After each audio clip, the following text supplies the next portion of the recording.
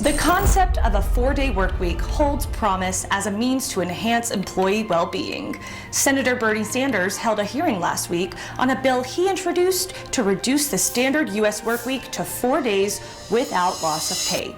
The bill, titled the 32-Hour Workweek Act, would reduce the standard workweek from 40 to 32 hours over the span of 4 years.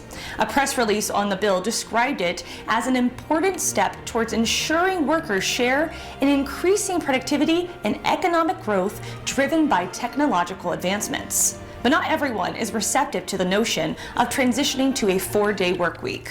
You having more time on your hands, you're going to get in trouble. 4-day work week? What do you want to do with the 3 days?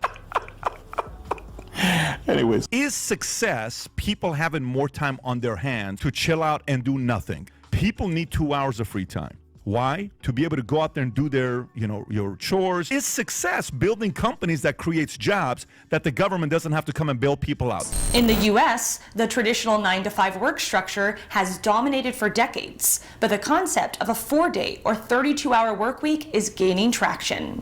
Many argue that reducing the work week to 4 days could improve employee well-being and boost productivity. Senator Bernie Sanders spoke on the potential benefits of automation and how it should make possible the 4-day work week. At a moment in history when artificial intelligence and robotics, and I hope we all understand that the jobs that people have today ain't going to be there in many cases in 15 years. Our economy is going to be transformed through artificial intelligence and robotics. The question that we are asking today is a pretty simple question.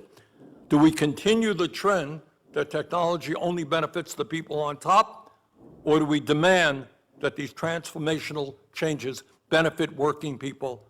And one of the benefits must be a lower work week, 32-hour work week. This is not a radical idea. France, the 7th largest economy in the world, has a 35-hour work week, and is considering a 32-hour work week. Norway and Denmark is about, their work week is about 37 hours, and Belgium has already adopted a 4-day work week. And what we're going to hear today is there are companies all over our country and all over the world that have adopted the 40-hour work week. And you know what they found? They found that productivity actually went up because workers were able to focus on their work. They were not exhausted. They were happy to go to work. So the issue that we are talking about today is of enormous importance. Who benefits from the exploding technology? The last time, as we understand it, the Senate held a hearing on this subject was in the year 1955. So I think maybe the time is now to renew that discussion. At that hearing, the Senate heard from Walter Reuther, who was at that point, the head of the United Auto Workers and the Congress of Industrial Organizations, and Reuther was regarded as one of the great labor leaders of his time. And this is what Walter Reuther said at that time. He said, quote, "We fully realize that the potential benefits of automation are great if properly handled. If only a fraction of what technologists promise for the future is true, within a very few years, automation can and should make possible a 4-day work week. The reduction of the work week to 35 or 30 hours in the coming decade can be an important shock absorber during the transition to the widespread use of automation. It can both reduce the impact of sharp rises in output and increase the manpower requirements in industry and commerce." End of quote. And yet today, nearly 70 years later, despite an explosion, as we all know, in technology and a massive increase in worker productivity, nothing has changed. Think about that. The idea of a 4-day work week isn't entirely new. With mixed results, it has been experimented with over the years. One notable example is the trial conducted in New Zealand by Perpetual Guardian, a trust management company. During the trial, employees worked for 4 days a week while receiving their usual 5-day pay. The outcome was increased productivity levels. This experiment showcased the potential benefits of a shorter work week. With an extra day off each week, workers would have more time to rest and spend quality time with family and friends.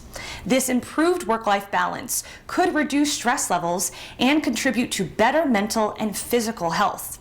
A shorter work week could also attract top talent and enhance employee retention. Despite massive growth in technology and worker productivity, millions of workers in our country are working longer hours for lower wages. And I hope people hear this, because it's not an issue we talk about enough. Today in America, 28.5 million Americans, 18% of our workforce, now work over 60 hours a week, and 40% of employees in America now work at least 50 hours a week. We were talking about a 40-hour work week 80 years ago, and that's what people today, despite the explosion of technology, are working. The sad reality is Americans now work more hours than the people of any other wealthy nation. And we're going to talk about what that means to the lives of ordinary people. In 2022, employees in the United States, and I hope people hear this, logged 204 more hours a year than employees in Japan, and they're hardworking people in Japan.